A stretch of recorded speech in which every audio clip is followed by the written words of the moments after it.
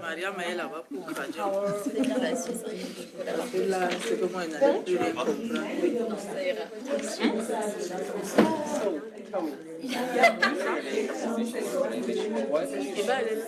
Ça dépend. Moi, je vais pas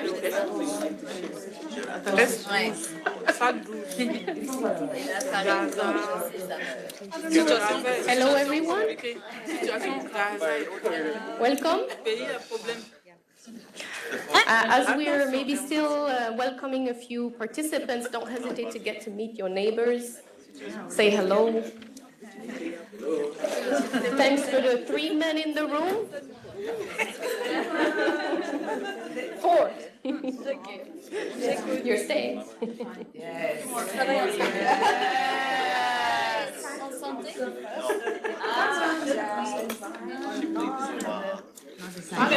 What's up? This is the right place to be. Yeah. This is the first row for you.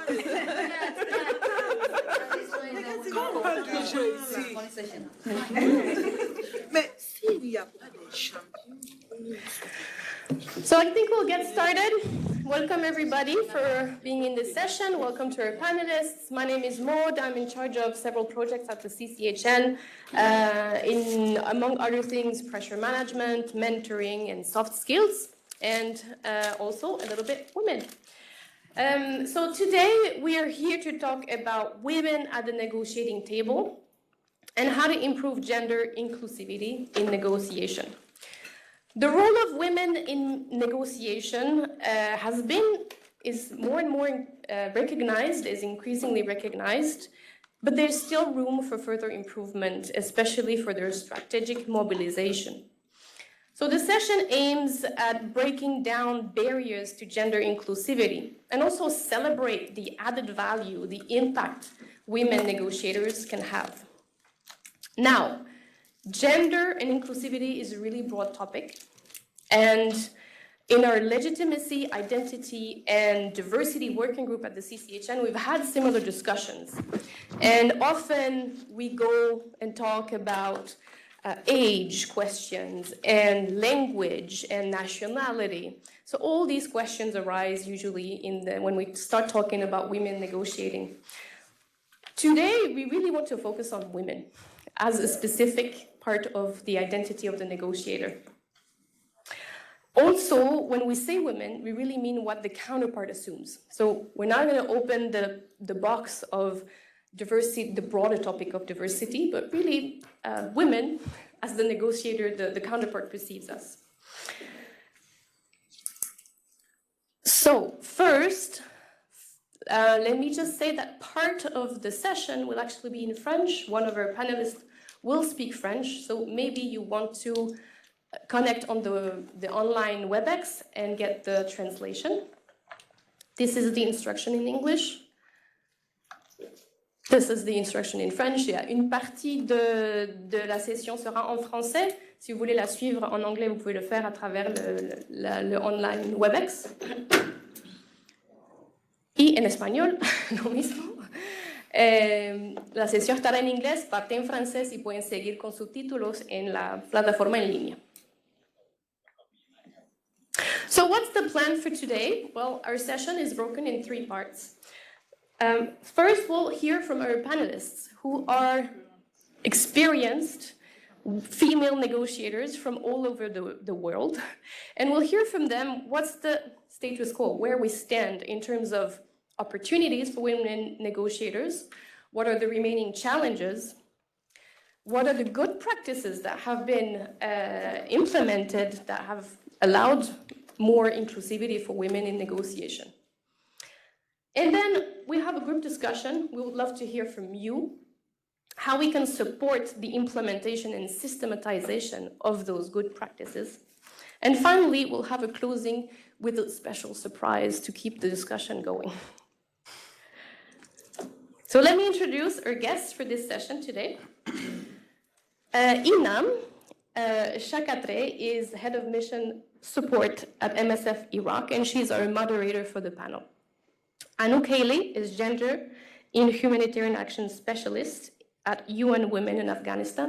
And she's our key listener. She'll help us to wrap up the conversation among the ladies. And our panelists, again, from different parts of the world, we have Diana Tamayo Beles, Regional Protection and Accountability Officer at WFP Panama. We have Mariama Sawadogo, Gender Equality and Social Inclusion Advisor at Mercy Corps in Burkina Faso.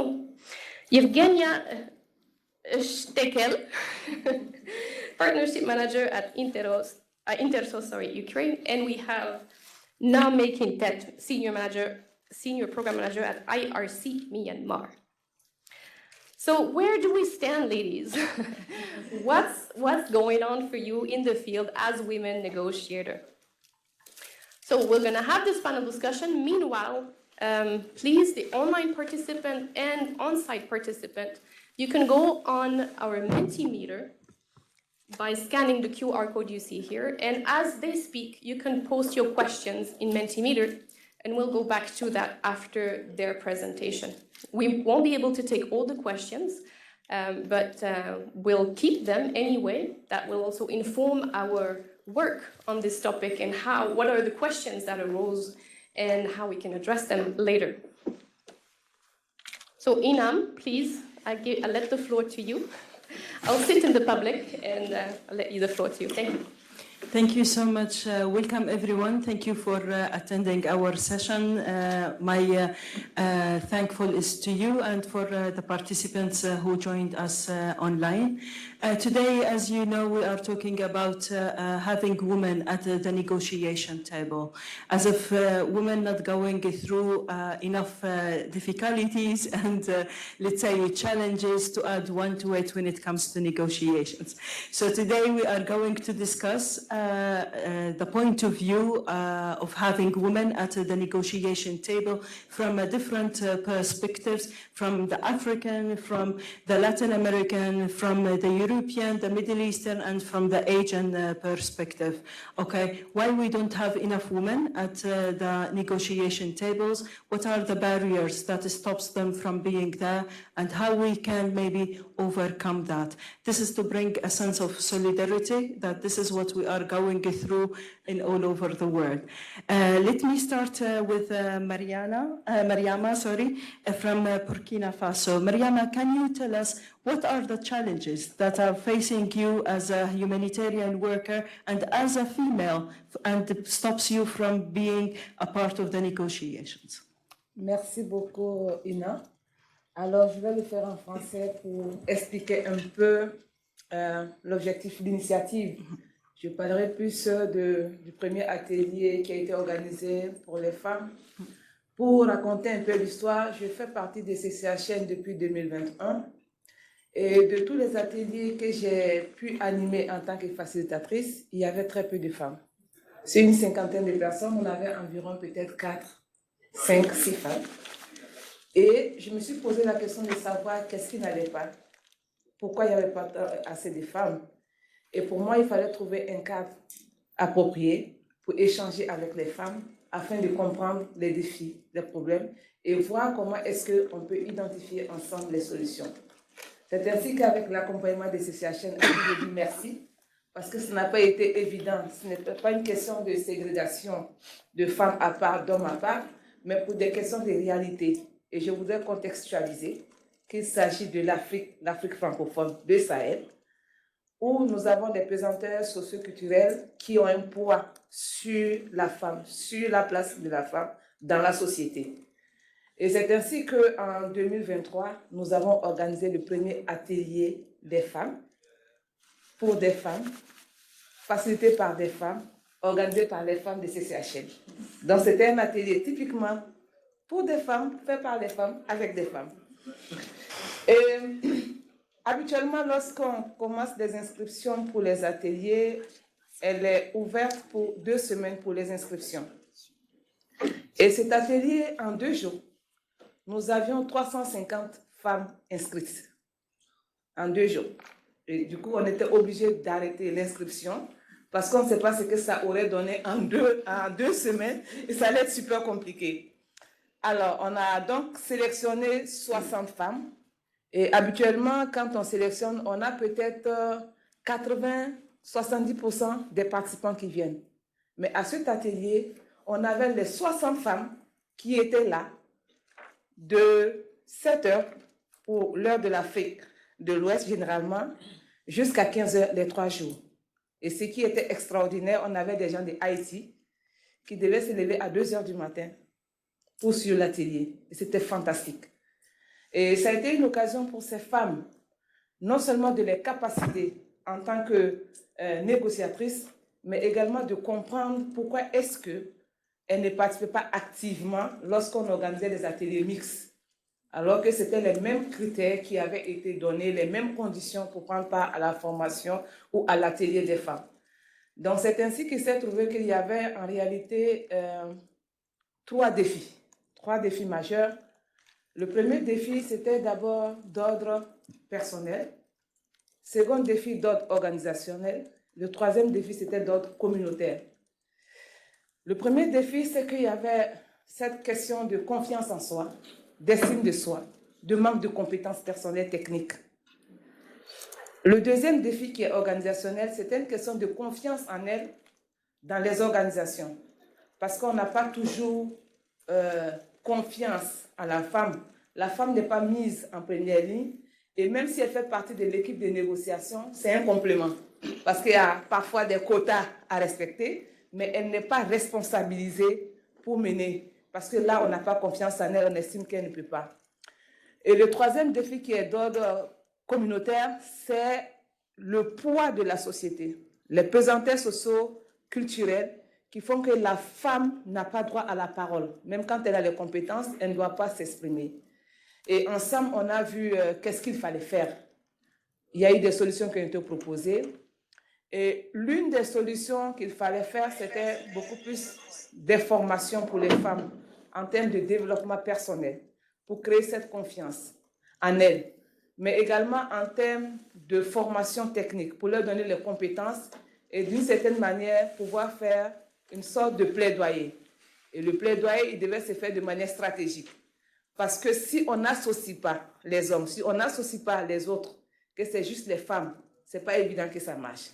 Donc l'idée, c'était déjà que, ça c'est les perspectives bien sûr, de mettre les femmes, de les organiser entre elles d'abord dans un premier temps, en les appuyant bien sûr, comme je disais tantôt, avec une formation technique, mais de leur permettre à elles-mêmes de s'organiser, s'assurer, avoir cette confiance, avoir les compétences. Et après, on ajoute les hommes qui sont pour nous, qui comprennent que les femmes, ce n'est pas une question de sexe, la négociation, mais c'est une question de compétence, qu'il faut plutôt valoriser la compétence que le sexe. Et on pense qu'en ce moment, s'il y a des hommes qui comprennent cela, il serait facile alors, au sein des organisations, au sein des communautés, que les femmes soient plus responsabilisées. Donc c'est ainsi qu'on a avancé et on a organisé le même atelier l'année dernière. Et ce qui a augmenté le nombre. Donc, en 2 sessions d'atelier, on a eu le même engouement et on avait envisagé organiser 2 ateliers cette année. Ce n'est pas encore sûr, mais en 2 ateliers, on a formé 102 femmes. 102 femmes, ce qui a augmenté le nombre de femmes qui sont de la communauté de pratique de CCHN, qui était à 528, aujourd'hui à plus de 628, parce qu'en 2 sessions. Et cela faisait un taux d'augmentation de 16% du nombre de femmes dans la communauté. Donc, je vais m'arrêter là pour dire, voilà, merci. Thank you so much, Mariama. From what I have understood, that women's at your place, going through different layers of difficulties, the personal, the organizational, and the cultural difficulties and the challenges. And you, with your persistence with the several women and the help of CCHN, you were able to build the capacity of women to look at them as qualified women and negotiators, and not only have been accepted at the table of negotiations because it's part of the exercise to take the box, to be more inclusive, and it's part of the quota. So thank you so much, Mariama, for sharing this. In Kenya, In Europe, okay, and from the Ukraine perspective, do you think women are going through the same difficulties and the challenges to have them on the negotiation table, or do you have other aspects or other type of challenges? Thank you for the question. At first, I really appreciate that I have possibility to come to this summit. It is, to be honest, my first humanitarian negotiation summit. But yes, I think perspective from Ukraine will be quite opposite in this question, because for now, I'm telling this to all of the people that I'm facing for now. It is really popular now to be a Ukrainian woman, because all of the Ukrainian men are usually staying at Ukraine, staying at home due to the mobilization, and the women receiving all of the power.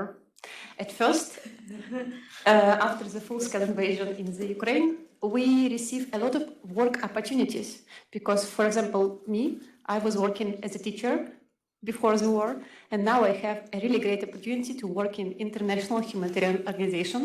Currently, I'm working in InterSource, and my head of mission organized for me a training at CCHM.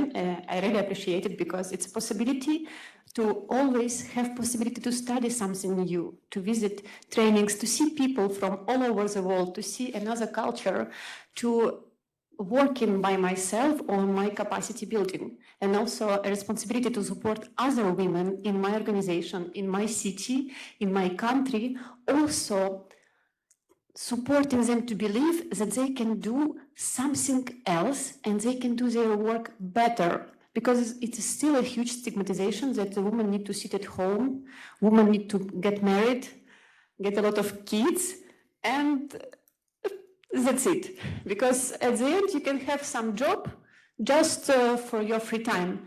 And this is like, it is in your mind. And the possibility to work in a humanitarian sector, it is a possibility to think differently, because when you start to working with all of you all around the world, you can see the differences.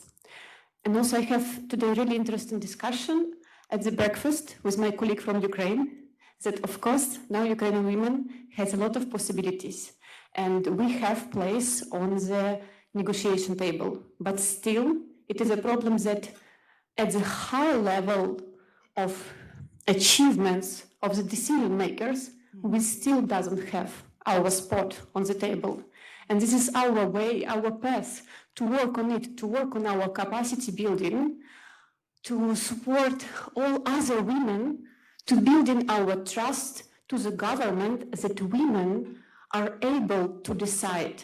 Because all of the women, I think, will support me, understand better how to support the world, because we feel the world.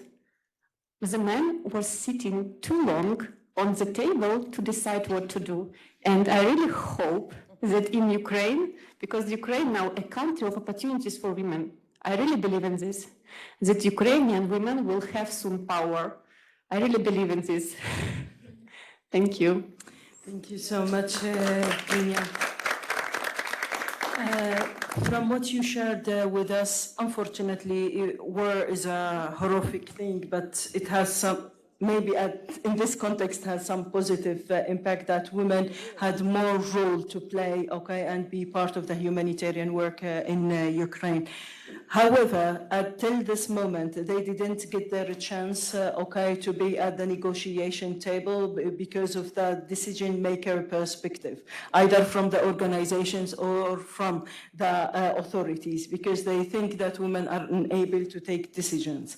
Okay, so really it's a very interesting point that could lead us forward to hear from now, okay, from Myanmar. What do you think, okay, and what are the type of challenges women at the negotiation table face over there? Okay, so I think that my story will be a little bit different with Europe, because in Myanmar after COVID-19 and military coup, so like 1 in 5 women are facing with gender-based violence, according to the Myanmar Information Management Units.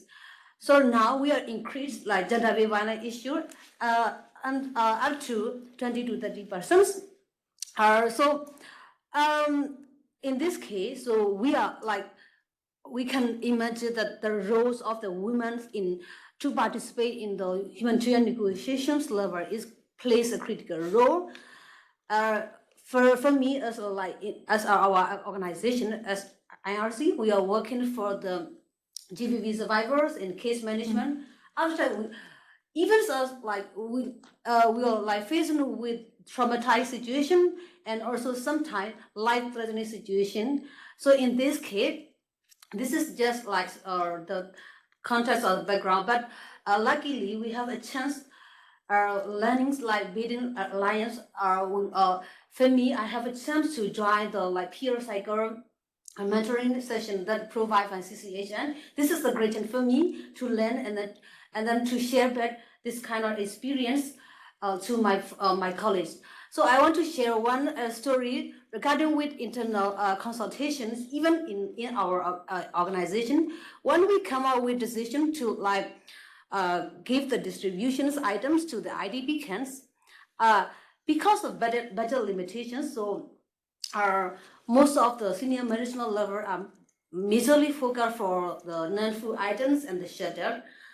But at the time, we have a lot of negotiations, and then we come out with the need-based assessments that we are doing the security report from the field level, and then we come out with we approach them our counterparts internally how the gender inclusive item need to distribute. Firstly, they don't want to agree with us, but finally, because of a lot of negotiation that we made, finally they agree. Sometimes people support you not because of your women, but because of your decision making, position, the capability. That is the reason that I want to highlight that we need to create the space for women to participate in the negotiation table. So the last but not least, I want to let everyone know that whatever you do, please don't forget to take your gender lens and women participation in negotiation table. Thank you. Thank you so much.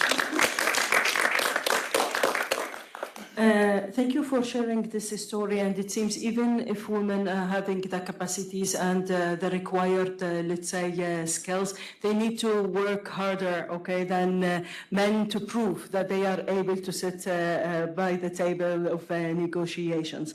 And sometimes it's not, it's really the decision makers are the ones who are the preventers, okay, from putting this a chance for women. Thank you so much. Now let us move to Diana, okay, from Panama, Latin America, please. Do you agree, disagree about the difficulties that stops women from being at the negotiation tables from your experience in Latin America? Well, I totally agree, which is not difficult to conclude. And I wanted to start when you finished, because I think that we as women, we also need to work a lot internally in our organizations to gain those power positions or, the possibility to participate in some internal processes as well. I work in gender and in protection, humanitarian protection. I have worked on that most of my life, and every time I feel that I need to start from zero with my colleagues internally, not only for the topics, which are kind of not charming, I think. I'm not sure, people don't like to get engaged in our topics, but also because I'm a woman. And in Latin America, the culture and the social norms are still very rigid, very strict. Women don't have a lot of possibilities to participate. And what we have been seeing in our practice is that women are now more prepared, we have better rates of education, and everything is up. Is increasing, we are improving in our capacities, and still our abilities to participate are very low. So this is something that happens, and we are doing our work, and the community of practice has been very helpful as well, as we have had the opportunity to reflect on our role as women in those negotiations. And I'm Colombian. I've been working most of my time, most of my experience has been in Colombia. So it has happened to me a lot. It's like when you are preparing the activities, you can participate, you have a role there. But when the negotiation process is happening, you don't have a seat there. Because and you need to understand, I understand that, it's like sometimes you cannot participate because your counterpart doesn't want women to be there, and that's okay. You need to go with it, you need to deal with it, maybe in your ego, in your inner space, because that's something that happens sometimes, but it's not always the case. And sometimes being a woman is key to develop some processes. It happened to us in my country that we had this project related to livelihoods of some communities, and we knew that the situation of women on that community were, like worst. They were in more need. We needed to be sure that they were included, but this was an ethnic community, and the leaders were men, obviously, and they didn't want anything to do with women. It's like this idea that women don't have time, women are in their house, women need to provide for the children, and that they don't need to take care about livelihoods. But the reality, and we knew it, and it's the same maybe in your countries, is that there are a lot of women head of households, and the situation for them were desperate. So we needed to be sure that women were included. And they didn't have a voice, it's not like I can go and ask them if they wanted to be there or not. It's like they were just like expecting for someone to take a decision on that. We didn't want just to take the project away. It wasn't the solution. And I was the responsible of this component with women. So I needed to be there. So, maybe that's the legitimacy that I needed in that case. So for not being in any process of negotiation, they put me like in the center because they needed me to be there. I was the only one that could negotiate because I was the only one that could have access to the women. No men, any of my colleagues could have developed the activities with them. I was the only one. So just because of that, I was there, and the leaders were not completely comfortable with me. So what we decided is that we should start implementing the activities with the men, with the authorities, and then I will be there, listening, trying to explain, like just creating trust at the end of the day, like just to see what was going to happen. And we didn't have a lot of time, so it was like very risky, but I was there trying to explain and participating. And what happened is that at the end, the local ground is that we had access to some women, but men were there as translators. And we agreed on that because that was the only way. We could have access to women that we needed, and we could continue with the activities, with the project. That was like the key. So we agreed on that. It wasn't the idea. It's like you cannot talk as freely as you would like to, but at least women will have access to the livelihood activities. With the time, I was no more there, so we had other colleagues, other women colleagues, obviously. The project continued, and with the time, men they understood that we were not going to talk about any difficult project. This was about livelihoods, So their worries about maybe talking about violence, gender-based violence, or something else, they just disappeared because that wasn't the focus of the project. And they realized that we were honest about that, and then we had complete access to women. So sometimes being a woman is like an opportunity to go to advance with some activities and some projects. Thank you so much. It's really impressive what you have shared.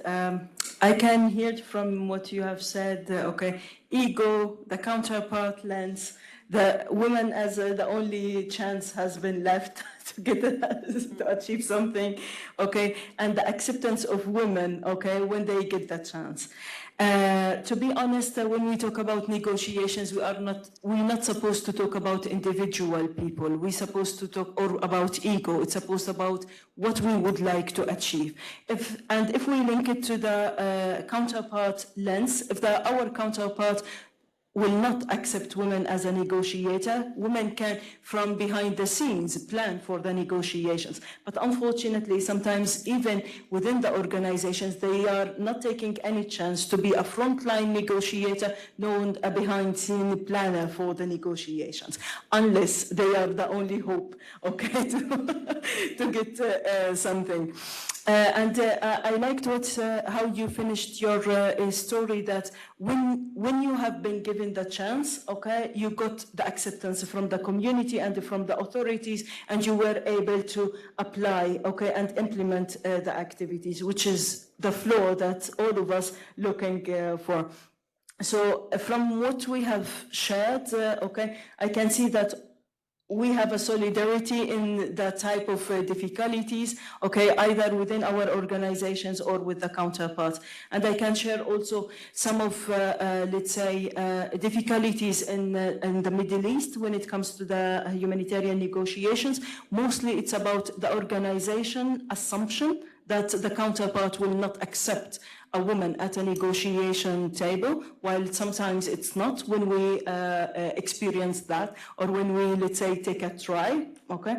Sometimes having a woman at the negotiation table was de-escalating the heat of the negotiations and making us able to achieve what we want, because in certain culture it's hard even for military men to shout or to raise their voice, okay, when women are there in the room. So out of respect, if we really understand the context and understand the counterparts, okay, and study them well, we can choose who is the right or the legitimate counterpart, and females could be a huge asset in the negotiation table, because the counterpart will not look at them as a competition, okay, or compete them for the negotiations, okay? They go easy, they go smooth, then at the end of the day, our goal to achieve what we really want. So we still have, let's say, a long way to achieve what we want, okay? But let's hope that the realization, okay, and the sensitization will be increased, okay, in all of the humanitarian organizations to open this flow, because it's not acceptable at this moment to say women are incapable, okay, of sitting at the negotiation table. They can sit in different ways and in different let's say, types. Thank you so much. I would like at the end to give the floor to Anouk to tell us, let's say, to make a restitution of what we have discussed. Okay, thank you so much. Hi everyone. I was given the really easy task to sum up this conversation from all the points of these amazing ladies and share some lessons from Afghanistan as well. So I'll try to do that in 5 minutes. But just to say, I was listening, to everyone, and I feel, I don't feel, we know Afghanistan, and you all know, is the worst place in the world to be a woman. I think I can safely say it's also the worst place in the world to be a woman at the negotiation table. There's so many challenges, but then listening to everyone here, I think there's a lot in common in some of these challenges, and they're all kind of deeply rooted and gender-related issues. So I think I really like what Mariana said in terms of the different layers of negotiations for women. Women have to negotiate 3 times. First with self, second with their own organization or the system, and then finally with the counterpart. And I think that's really true for a context like Afghanistan, where we have, really exacerbated gender norms. There's a lot of restrictions on women that's impacting their confidence to be at the table. And then organizations are very risk averse when it comes to wanting to put women at the table, because they often feel that, oh, that's going to just upset the counterparts, and it's going to mess up the negotiation outcome. We don't want to try this. And then obviously the counterpart itself in Afghanistan is biased against women and against any kind of gender outcomes that we would hope for in a negotiation. But so listening to everyone, I was kind of trying to think, how do we navigate that risk of having women at the table? And in Afghanistan, we often see that it's a risk to the organization, potentially having a woman there, but it's also a risk to the woman herself, to her own safety. And I think, unfortunately, there's no women from Afghanistan today because they weren't able to come. But I want to share a little bit, just some lessons on what they've been able to do in Afghanistan. And I think there's still a lot. Women are still at the table, despite the context and what we're hearing. They use all kind of tactics, and we had really good workshops where we brought in CCHN to train specifically women-led organizations, because these organizations often don't have a choice. They don't often have men to send to be at the table, so they need to just find a way and negotiate. And I think really they've been able to leverage their own contacts in the communities, or sometimes leveraging different ministries, different directorates to get to the ministry that they want to. They've been able to also learn from each other, and that's kind of what we're trying to do with CCHN, is to bring them together and for women to just learn from other women, and a bit what Marianne described as well. And so all of this is still possible. What they've been able to do also is to use really the coordination system and the humanitarian coordination mechanisms that we have in Afghanistan. We were talking about this a bit earlier. They've mobilized to set up a women advisory group, for instance, to the HCT, the humanitarian conflict team, where they say, even if we're not in negotiations, we're going to advise you ahead of negotiations to be able to really take these issues that affect women more. And I think some of these lessons really can be, shared and applied in other countries where we're facing similar things. But then finally, I think I was just reflecting now, and I was trying to flip the problem around somehow, because we do have this risk of having women at the table, but what's the risk of not having women? And I think that's where we can all come together and agree there's so many risks. And I think not having women at the table, it means we're likely not addressing gender issues. Colleagues are sharing on how they were the only ones bringing these issues. In Afghanistan, we see really that when we only have men at the table, they often don't really know what women need. That's the case in a lot of countries, but in Afghanistan, it's even more, because there's such a big gender segregation that men often don't talk to women about their needs. It's not a conversation that they have. But I think also not having women at the table is an issue to our own principles, right? Who we are as humanitarians. And that's what we hear sometimes from the counterparts. We ask them to make compromises on women's rights and women's issues, but we don't have women on our side, so they would look at us and just be like, where are your women? So I think that's also an important point. And then finally, not having women at the table, I think we've all seen it's just really compromising a potential for a successful negotiation. And I think we've seen that in many peace negotiations as well, that when we have women involved, it's usually more successful, it's usually more sustainable, it's more inclusive, and it's also our own accountability to the affected population to have women's voices there. So that's kind of my takeaway. And I think, the main message is we keep supporting women. Thank you. Thank you so much. Thank you so much, ladies. That was super interesting. We traveled all over the world. We heard different perspectives, challenges, but also opportunities. Something I've also heard in different conversations I have on this topic is that when we talk about negotiation, it's not only with states or difficult counterparts or military. We also negotiate with communities. We've had that chat in different other sessions. And communities are mostly made of women and children. And when it comes to that, I've heard also the value and the added value of being women and being able to have access to those communities. And I spoke to Fiorella Erni, who was in charge of this topic previous years. And she actually mentioned we should do an exercise here. I won't do it but I will just explain what it is. She actually works now in a different context. An exercise they do is they ask participants to think of a personal or their last date, right? Maybe with their spouse, maybe not. And think of how it went and how what did you do? Where did you go? Did you go out? Then you came back home. What did you do back home? Right? Do you have it?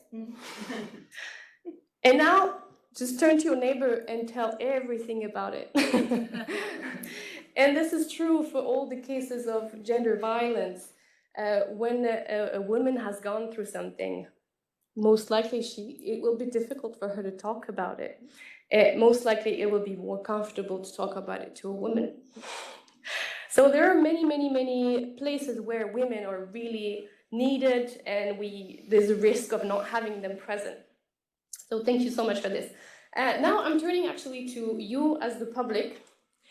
I don't know if there is any question that we can take from here on site. We have a microphone, I think, yes.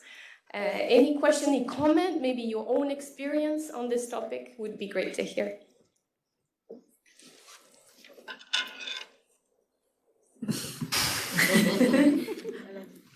Don't be shy. Yes, Amir from Afghanistan. And yes, thank you, Amir. I know you are from Afghanistan, and that gives me actually the opportunity to say, Anouk mentioned it. We've tried to have an Afghan woman here.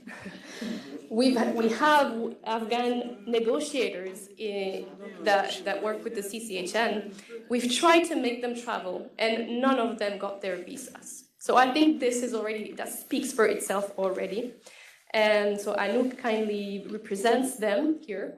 But Amir, maybe you want to say something around that topic as well. Thank you, Maud, and thanks a lot for the panelists. Regarding the women restriction recently, which is applied unfortunately on Afghan women in Afghanistan since December 2022. So personally, I will share my experience that since this ban was applied on them not to work with international organization, national UN and UN. So I might have conducted more than 70 or 80 meetings with different on ministry level, provincial governor, directorates. I cannot count them. But unfortunately, this issue has occurred in Afghanistan. So as a state, I forgot her name. As I am in Afghanistan, just especially when you are hearing like this situation in women's or banned, even the social life is restricted for them, not only their work. In Afghanistan, being a woman is just like a sign. But even to be honest, I am ashamed of this as a male, because we have to do something for the women. So the situation is like this. The only option for us would be just to keep coordinating the issue, keep working with the issue. If international community says, okay, the current DFA authorities are not willing just to work with them or not willing just to release or drop these all bans which has been applied on them, not on work, on education, other social life. If I count, I think I was reading a report since the change of the regime, 57 or 67 bans has applied on the female, not only their education. For example, they cannot go out without their brother or husband to shop. Even they cannot go to beauty parlor. They cannot go to market. They cannot travel alone. They cannot go to beyond 7th class to education. If we count them, I think they are 57 or 67 only on ban. Even recently, there are some organizations who are working with the ban, just like in the health sector, they can work, in education sector work. Recently, an updated ban has applied, especially in governmental organizations. For example, all those women working on health section, in other section, there are some female staff working in government section. If you are a security guard, if you are a storekeeper or whatever your position, if you are a director of a specific department, you have to receive 5,000 Afghani salary. Whoever you are, government has just, the DFA authorities have announced that female should not receive salary more than 5,000. They do not care about your position. So there might be a woman who might be illiterate, who might not have went to school for a single day. There might be a woman who might have a master degree and has spent all her life in receiving education, they might be receiving the same salary.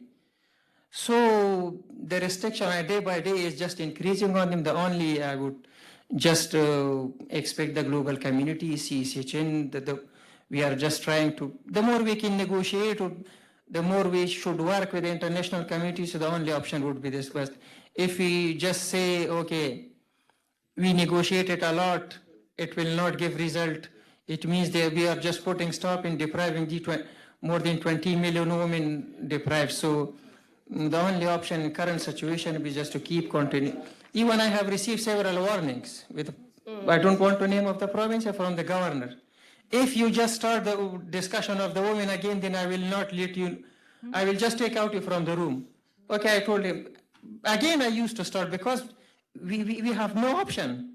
Yeah. If you are working within community, for example, if you are receiving a project for international organization or working with a local community, you cannot go and sign a contract. Okay, we are only covering male, we are not working with the females. So this is the red line for the organization. Yeah. So my final word will be just to keep working, and I am sure a day will come, we will just resolve this issue. Thank you.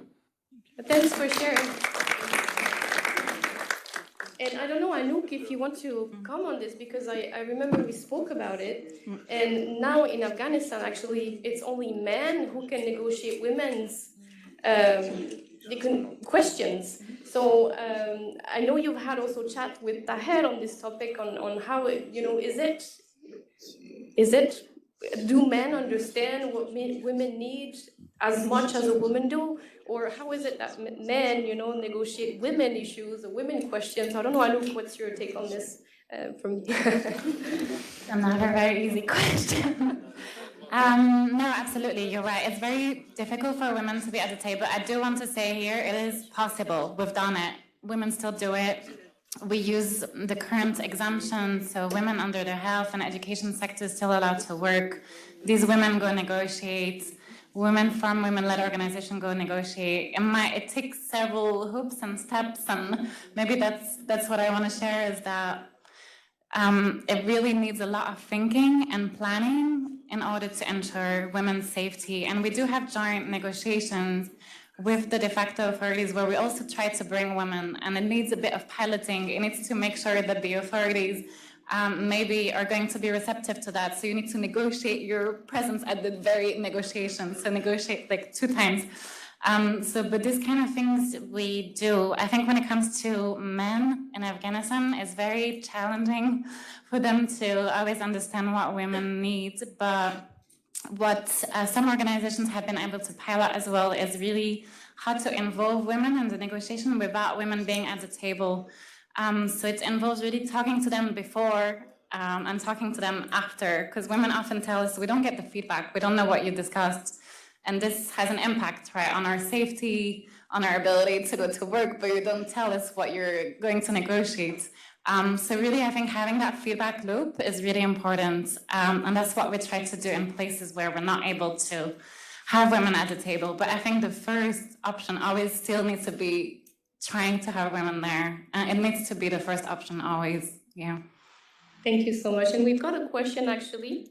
For us women that are younger or look younger, even though we're not that young anymore, would you have any advice to deal with people underestimating us throughout their humanitarian career? And again, here I told you we would go to age, because yes, we know that in many cultures where women are don't have the same space, it tends to change with age. The older they get, the more space they tend to get. So I don't know if any of you have a comment on this one. I think it's not only for women, but it's an addition on her. Even I used to make an interviews with the frontline negotiators, and most of them are are males as well.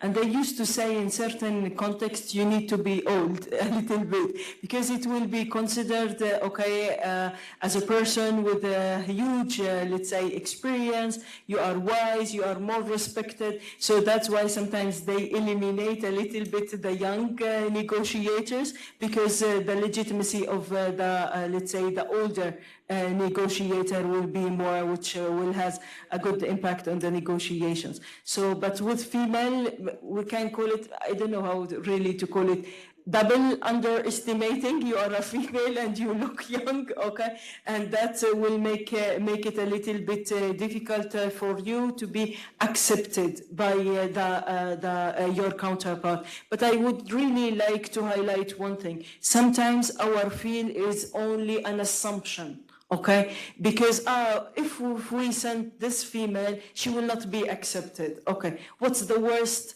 thing could happen? Okay, if it's not a very risky situation, we can send her. Okay, they will say no, we will not negotiate with men. At least we tried, we opened the space. Okay, when we can do that, let's do it. Let's test the water. Okay, before having an assumptions, and also the understanding from our local colleagues and listening to them is very important at the same time.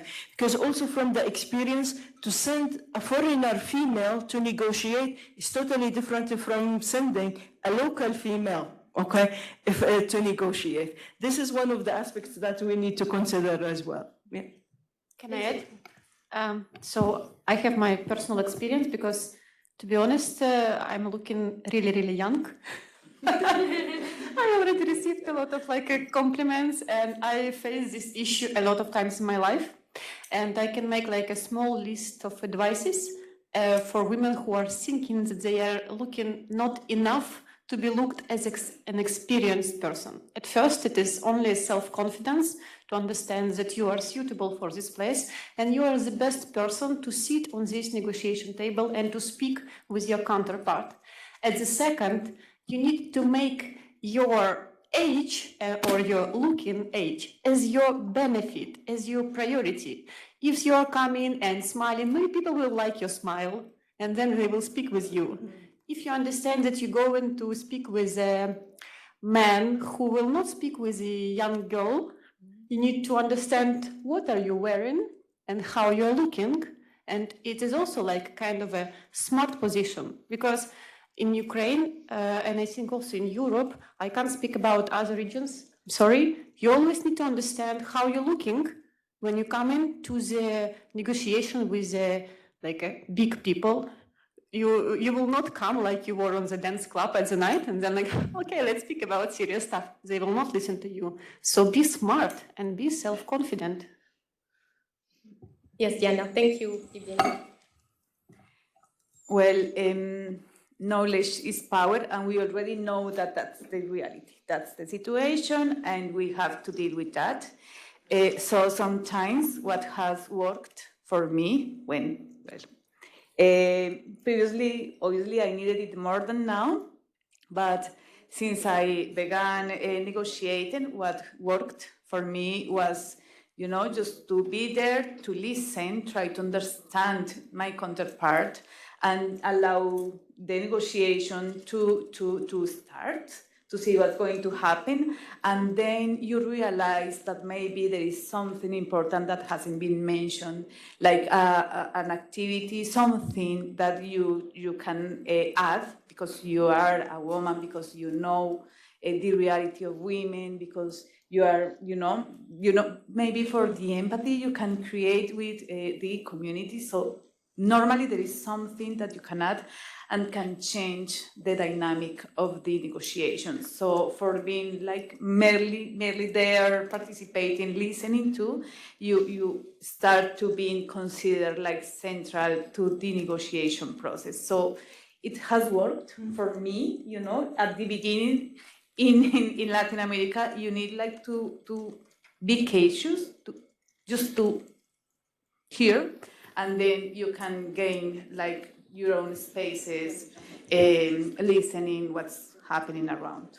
If you allow me, if you remember the parameters that we learn in CCHN about your legitimacy, okay, I think for the ones who looks younger than their age, it's an advantage. Maybe you can start your conversation by presenting yourself, where you have worked, how many contexts you have experienced, what is your study, which, let's say, establish the ground that this lady has a long experience, she worked in different contexts, so maybe she's not that young, okay? But that gives really a weight for what you are going to say, for the knowledge that you are holding, okay? And for the opinion and suggestions that you are going to provide. Yeah. Thank you, ladies. And I'm also thinking right now of Brigitte. You know Brigitte. She's a community member from the Sahel region as well. She's tiny, she's short, she's young, she's all smiley, and she's super smart. and what she has said to me once is actually, yes, she sits there. First of all, so she's local, she knows the context, she's able to be pertinent. And so when she opens her mouth, then she makes her place, no matter her look. Yeah, and actually, that's actually a comment we hear here. That we have a comment in French that when a woman knows the habits, the context, etc., indeed it makes her more successful in negotiation. Okay, yes, Watson.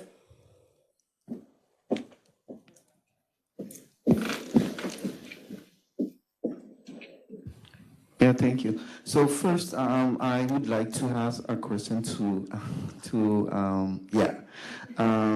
in the beginning of your intervention, so you say that it's like kind of very different from Mariana reality, but when exposing, I'm thinking for me, it's like it was not the same way. It's like it was the same reality, but there's a circumstance that's helped changing things, like the war. You see, it's like it was the same reality. The place of women in the society is like the same, but because there is war, something try to change. What do you think you can do after, for example, if there is no war, so that can girls and women continue having that opportunities in your country? You see, yeah. Yeah. So you mean that when the war will be ended, what will be the opportunities for girls and for women? Yeah, So, because I think now it's like an opportunity to have women, because it's more difficult for men to get out.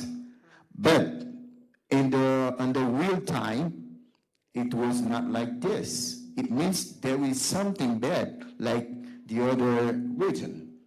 You see? So I think maybe this opportunity can be, you can maybe find another opportunity to keep that after. So if there is no war, so maybe this is a way to how can I say that? Like to find a way to keep that, to have more women include. I think you see the idea. Yes. Yeah, like it's like a challenge. And before answering, so just a global comment, like about sensibilization. I think we should emphasize on that.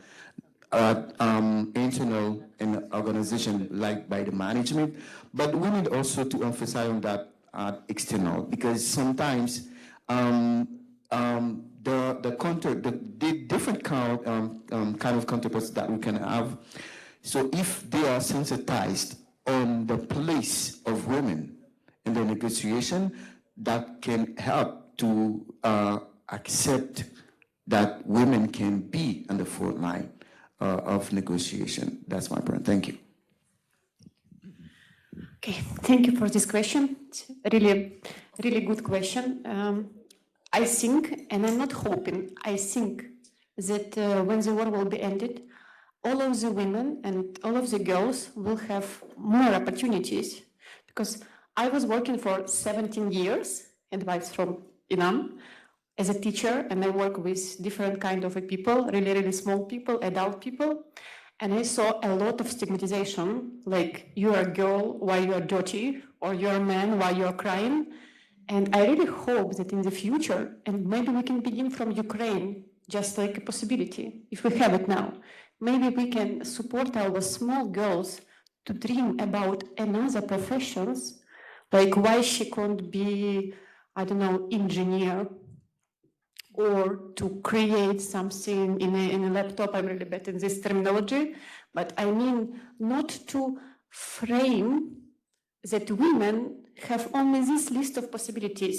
Because I have my friends who are also like understanding this need of equity, of like opening the world to girls, that they can also make everything they want. Because look on us, like I'm millennial, most of my friends who are men, they can continue to work, while a woman always need to work, to sit at home with children at the same time, to look on the children, to look on the parents, to look good, to cook, to clean, and a long list. While a man, he's tired, he needs to come home, that's it.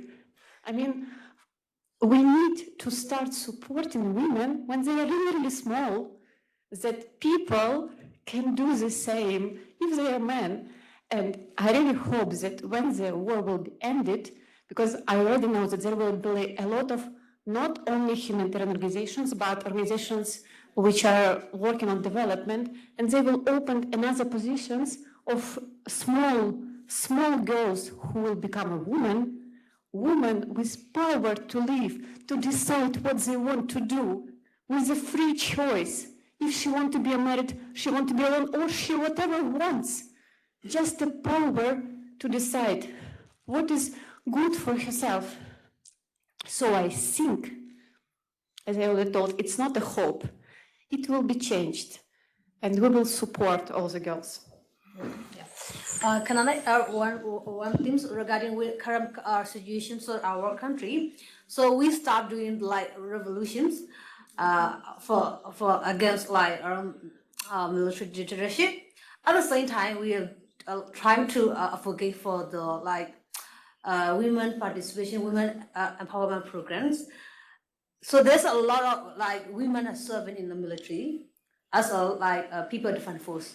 This is another like our advocacy, and also a process that we are trying to we are seeing that women are more empowered than in previously.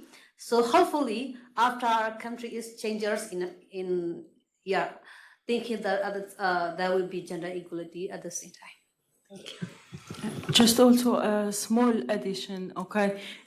What you have said about the sensitization of the external partners, okay, or counterparts, it's also needed inside of our organizations, because this topic is totally linked to the women at the leadership positions. If we look at it, we're still far away from being equal, okay? So I think when we work on these two ones side by side, and when we believe on women, okay, not only giving them jobs, but really believe in them, because what I have noticed, even in a humanitarian organization, most of them are from a Western world, okay, the number of women at the leadership is still far away from the men. This is one thing. And we don't take risks when it comes to women. We take a risk with the men with less competences, okay, but never with the women, unless it's the only chance that we have. This is what I have noticed as well. There is someone in the public, maybe until you go there, I also want to mention, I'm from a farmer family here in Switzerland. My grandmother was in the World War II, and actually they had to take up men's position while the men were away to fight. And when the war was over, it was the new norm.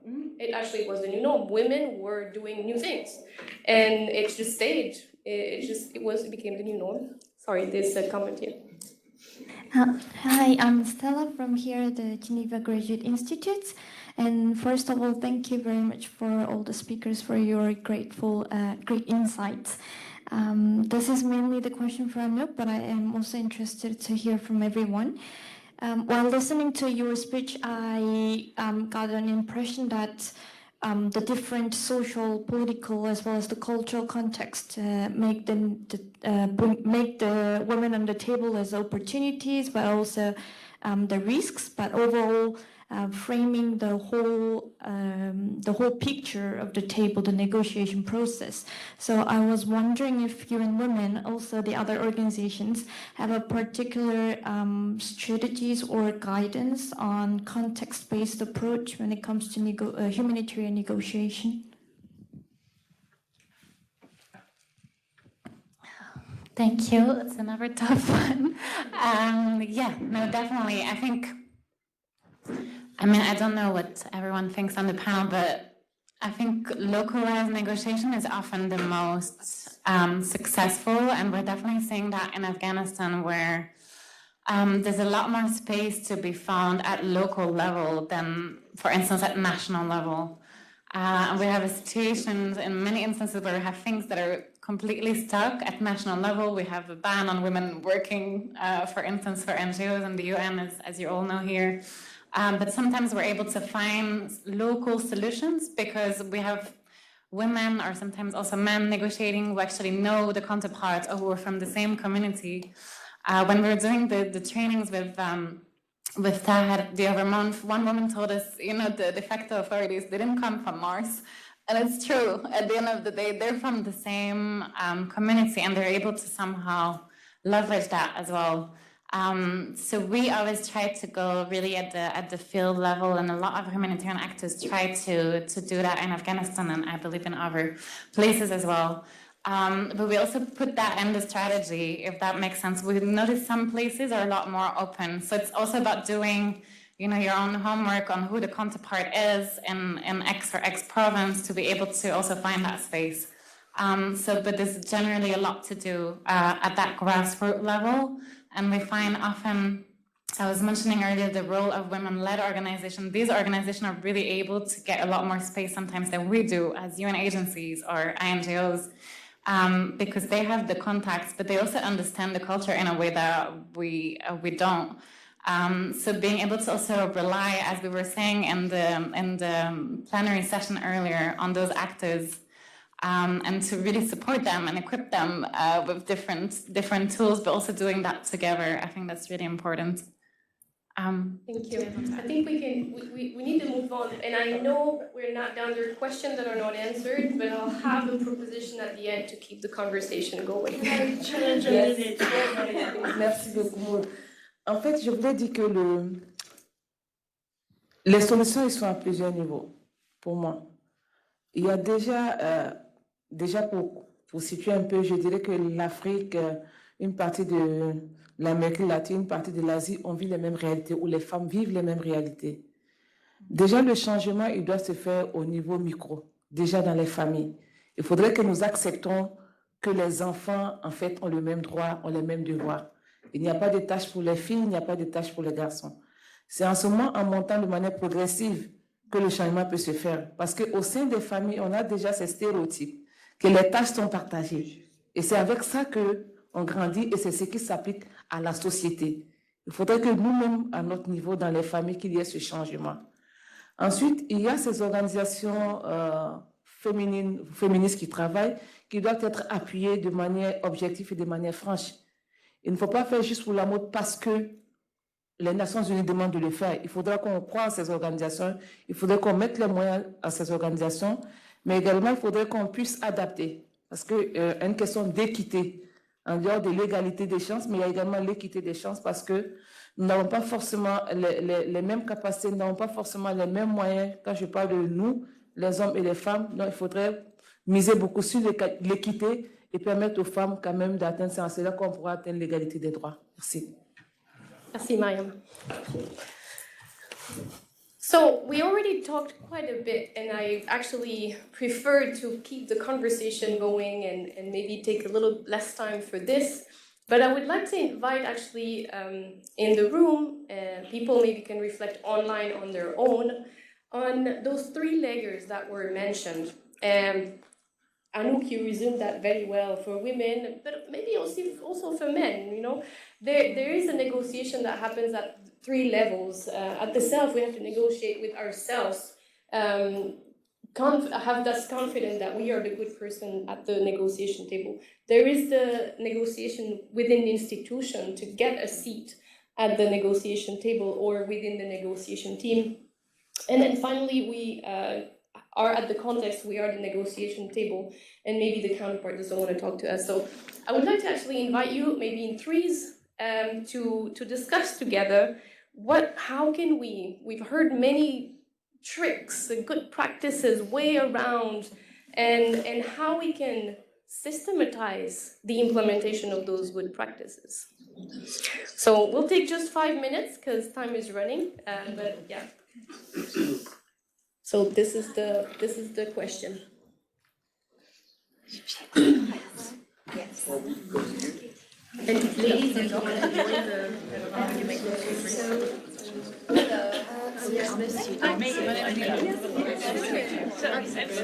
I'm Laura.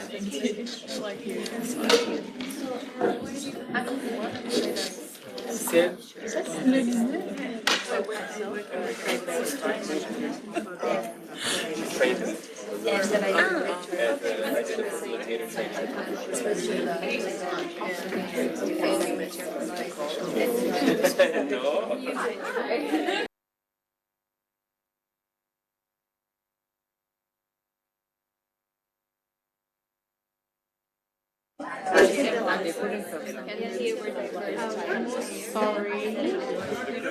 I know it's too short.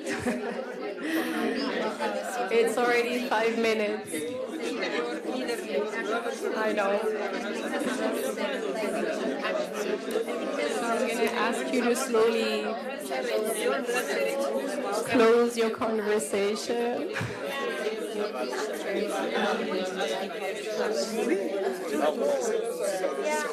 And actually, we're going to take just maybe 1 or 2 comments of your discussion altogether, if you don't mind.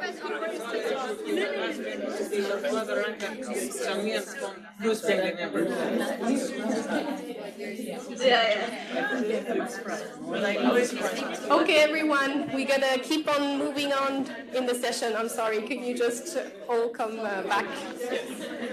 Ladies, you would like to come back in front so we... I know you were comfortable there. Hiding. Ladies, you want a seat at the, up front here, right? Women at the table. Women at the table, please. We'll take the table. Yeah. So as we hear maybe 1 or 2, because really we need to move on, but as we hear from your conversation, I would also invite everybody to scan that QR code and respond to the Mentimeter you see on the screen.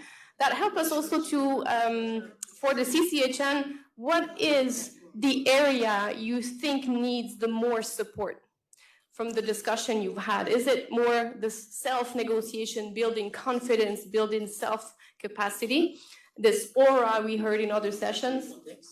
Is it the negotiation within the institution, or is it this negotiation within the context? So please, everyone also in the room, scan the code, answer that question. That will help us also to further develop this topic at the CCHN. And while you do that, anyone from the room would like to share what your discussion was about to support the implementation of good practices?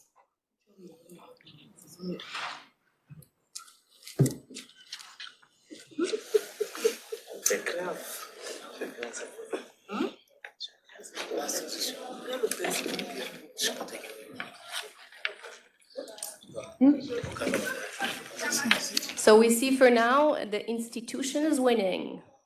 Is it going to stay in first place? Wow. What area needs more support in terms of developing capacities? So who wants to share from your conversation? Hi, Yes. everyone. Yes, hello. Hi, Maud. It's good to see you. Hey, Adria, good to see you. Yeah. From our conversation, we were speaking more about the self, because we believe that it is very difficult already from the structures where we are based and the structures around all of us women that already makes us feel a little bit more, less confident, and to overcome these structures and to feel more confident about yourself and to remind all of the training that you had and all of that, it's already difficult. But as my answer, let's say, to this poll, I would say that if we can work on that through therapy, let's say, and a lot of self-confidence reflection, it doesn't matter a lot if we don't receive support from our organizations, because even when you do, conquer this confidence and you are ready for it and you feel better about yourself and you train and you are educated and you did everything you could for that, if you still don't find space, it's very, very difficult to thrive and have a space at the table. Thanks for that comment. That's interesting because from what I hear, this is something that we should develop on our own. We are supposed to have it outside of work. We're supposed to develop that capacity outside of work. That's interesting as an assumption. Does anyone have an observation on that? Should institutions, trainings, CCHN support this self-capacitation? Or is it something that should be outside of work and everyone goes to therapy? Yes, Clara. I'm very grateful for my work.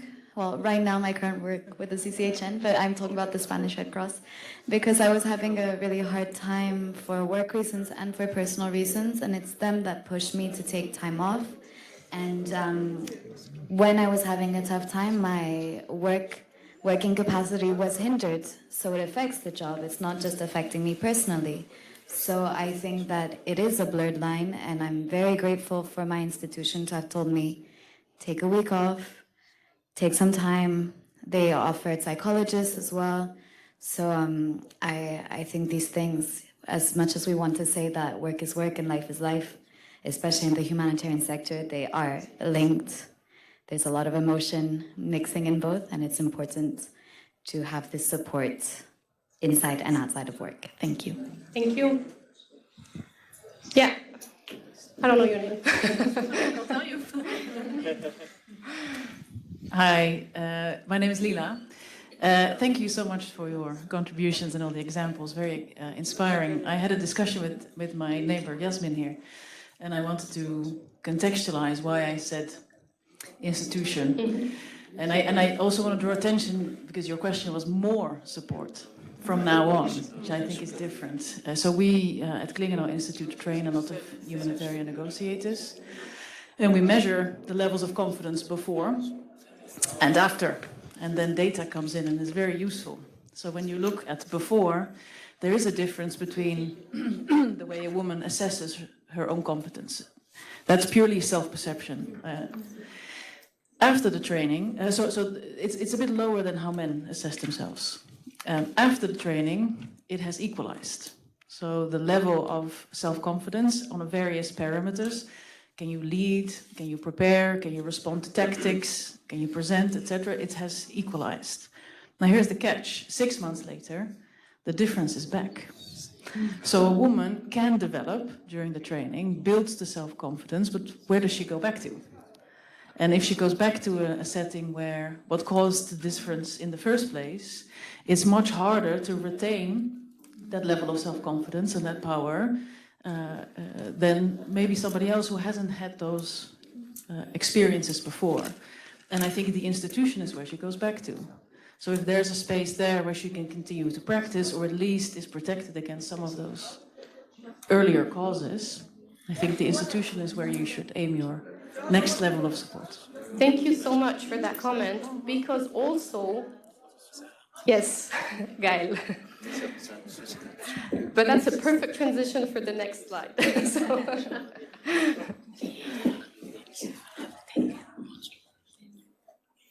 Ok, merci. Je m'appelle Okala Lara Emin Gaël. Je viens du Cameroun.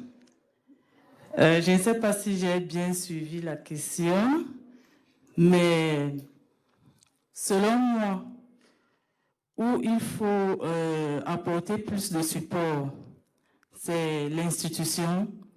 Parce que pour moi, on passe plus de temps dans nos organisations avec les collègues par rapport à nos familles. On fait plus de 8 heures de temps avec nos collègues. Et déjà d'abord, si au niveau de l'organisation, nous sommes bien organisés, on a une bonne collaboration sociale entre nous, les collègues, ce qui fait que si quelqu'un a peut-être les soucis personnels, il peut se confier à son collègue et on va essayer de savoir comment remonter le collègue pour gérer cette situation-là. Donc, pour moi, c'est d'abord l'institution. À partir de là, tout est réglé. Merci beaucoup. Oui. Il nous reste moins d'une minute. Donc, je serai un peu rapide. Et je m'appelle Nanema Kiswensida Diane, je viens du Burkina Faso. Rapidement, moi, je suis plutôt dans le contexte. Et je vois plutôt le contexte et puis le self. Parce que pour moi, déjà, même si l'institution permet et arrive à faire une ouverture, permet certains avantages et autres pour la femme, souvent le contexte du travail sur le terrain avec les communautés particulièrement peut jouer sur son travail. Tu peux arriver face à une activité avec les communautés et on dit on ne veut pas de femmes. Et toi, qu'est-ce que tu fais? Et tu es mis à l'écart parce qu'on ne te veut pas, tout simplement parce que tu es une femme. Donc moi, à mon niveau, je pense qu'en travaillant sur comme Mariama l'avait souligné, surtout les stéréotypes, les préjugés, jouent beaucoup sur la femme. Voilà. Donc, rapidement et de façon ramassée, sinon j'ai beaucoup de choses à dire. Merci beaucoup. Yes, and everybody has a lot to say about this. We have a lot to learn from each other. So actually, my next offer for you is to continue the conversation going through a mastermind over until the end of the year. What's a mastermind? It's a space we open once a month. It's open to the community members of the CCHN, but exceptionally also to all of you in this room. And we can keep going this conversation. The way a mastermind works is that everyone comes and those who wish can have 10 minutes on the hot seat. What it means is that they will share a challenge, a current challenge they have, linked to this topic. This is really specific. And the rest of the group can listen first, ask more questions to know more the context, background, and then maybe think together of potential solution or share experience. So if you're interested, we want to organize that starting in September, every first Wednesday of the month from 2 to 3 Geneva time. That should work worldwide pretty much in terms of time zone on Zoom. And we can, if we have different languages, we can we can create groups by languages. Yeah, so if you're interested to keep on talking about women at the negotiating table and how we can, go beyond barriers, don't hesitate to join. If you still have, sorry, I don't know if everyone has scanned I could put it again. But also another thing that we would appreciate if you still have 1 minute is to scan this other code and tell us what's your takeaway from this session. Again, that can help us to know a little bit more of the discussion you had amongst yourself, what you think we can still do on the CCHN side, and share your knowledge. So thank you so much for your presence in this session. A special thanks to our experimented and talented female negotiators at the table. What's next is actually the closing of today. There'll be a 15 minutes closing in the main session with a word, I think, from the Director General of ICRC. So don't go to break too fast. we just have 15 more minutes on the main room on the site. Thank you so much.